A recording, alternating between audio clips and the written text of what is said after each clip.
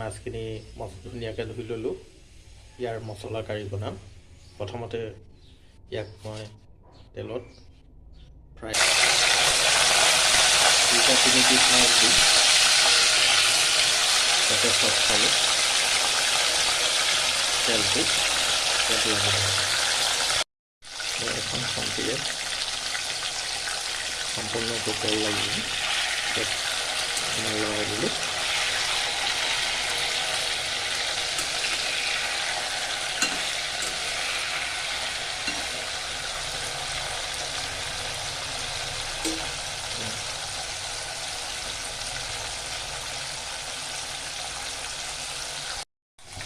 মাছখিনি ধুনীয়াকৈ সিজিবৰ বাবে লৰাই থাকিলোঁ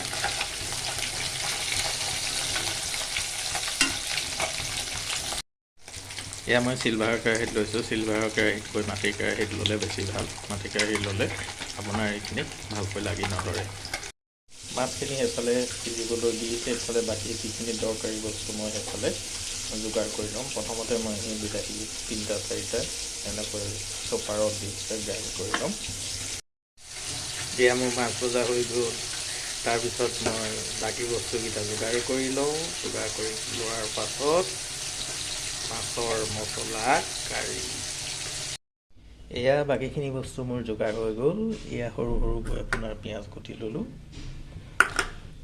এয়া নহৰু আৰু আদা কেঁচা জলকীয়া 4টামান ফালি লৈছোঁ আৰু ইয়াত 2 কিলোমান তেজপাত ল'লোঁ আৰু এয়া মছলা মানে গোটা জিৰা এই জিৰা ধনিয়া পাঁচফোৰণ এইকেইটা মিলাই মই ভালদৰে মিক্সিত পিচি পেলাই লোৱা গৈছে আৰু এইটো জলকীয়া গুড়ি অলপ গৰম মছলা এয়া এতিয়া মই ইয়াত তেল গৰম কৰি ল'লোঁ প্ৰথমতে মই কম চিমত প্ৰথমতে আপোনাৰ পিঁয়াজখিনি দি ল'লোঁ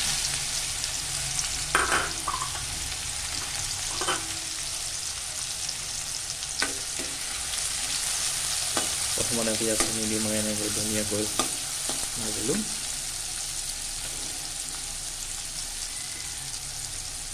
তাতে তেজপাত 2টা দি দিলোঁ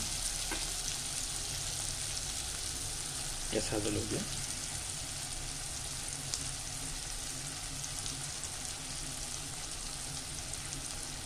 তাত পিচি থোৱা ৰচুন আৰু আদাৰ মিশ্ৰণটো দি ধুনীয়াকৈ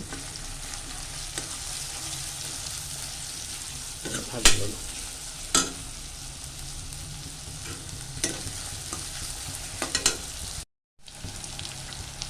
ৰচুনখিনি দিয়াৰ পাছত ইয়াত মই অকণমান পানী দিম পিঁয়াজখিনি ভালকৈ গলি যাবৰ কাৰণে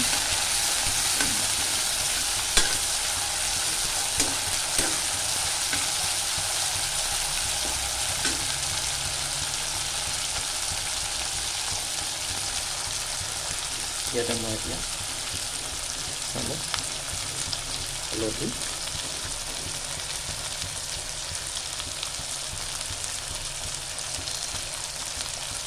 ধনিয়া পাউডাৰ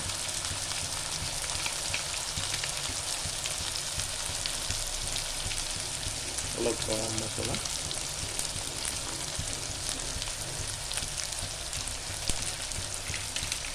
জলকীয়া গুড়া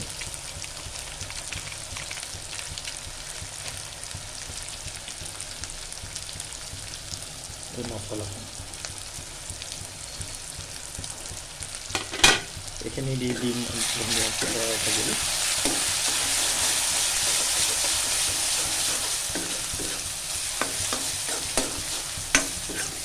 বাহ কি বঢ়িয়া বনাই যে আপোনালোকে বনাই খাব বৰ মজা পাব ইয়াত এতিয়া মই কি কৰিম এই যে বিলাহীখিনি মই চপাৰত দি পেলাই গ্ৰাইণ্ড কৰি থোৱা আছিলে এইখিনি মই ইয়াত দি দিম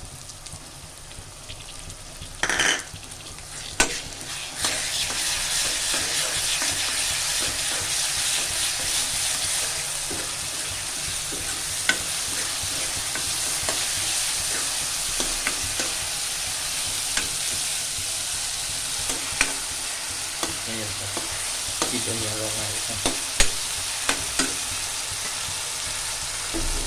ইয়াত মই অকণমান পানী দিম। প্ৰথমতে বেছি পানী নিদিওঁ, লাহে লাহে পানীৰ পৰিমাণটো অলপ কমাম। এতিয়া মই ফ্লেমটো বঢ়াই দিম, কিন্তু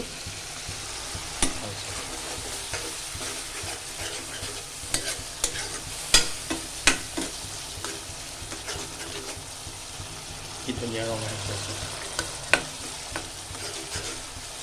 আপোনালোকে বনাই খাব, বহুত কম সময়তে বনাব পাৰি, খায়ো ভাল পাব। এতিয়া ইয়াত মই প্ৰয়োজনীয় পানীখিনি দি দিলোঁ। বহুত বেছি পানী নিদিব, তাৰ টেষ্টিটো নাইকিয়া হৈ যাব।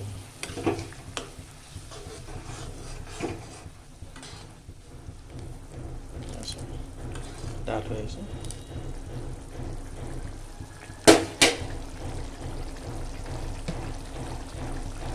ইয়াত মই জোখমতে নিমখ দিলোঁ।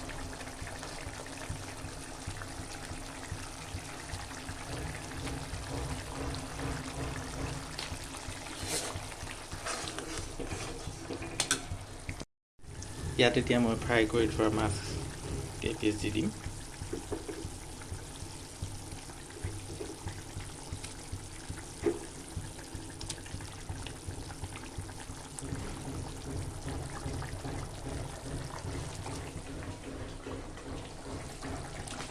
দি মই অলপ ঢাকন মাৰি থওঁ।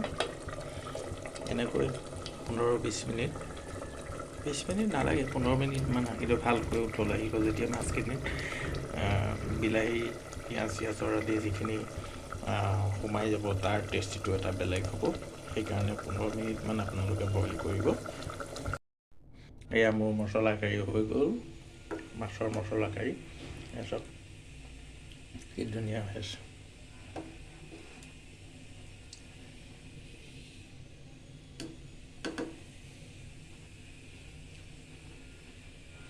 ধুনীয়াকৈ সিজিছে, ধুনীয়া। ইয়াত অলপ সৰুকৈ কাটি থোৱা ধনিয়া পাত, ধনিয়াৰ টেষ্টেই বেলেগ।